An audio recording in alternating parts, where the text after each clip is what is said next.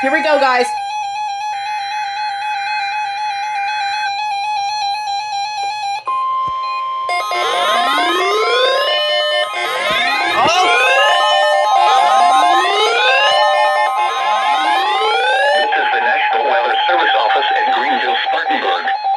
The preceding signal was a test of weather radio station WXL-70's public warning system.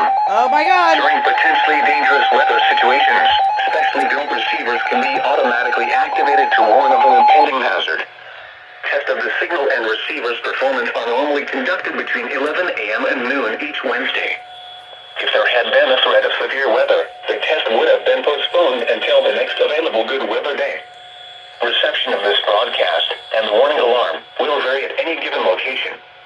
This variability, normally more noticeable at greater distances from the transmitter, can occur even though you are using a good quality receiver in good working order. The warning alarm will be activated for hazardous watches and warnings.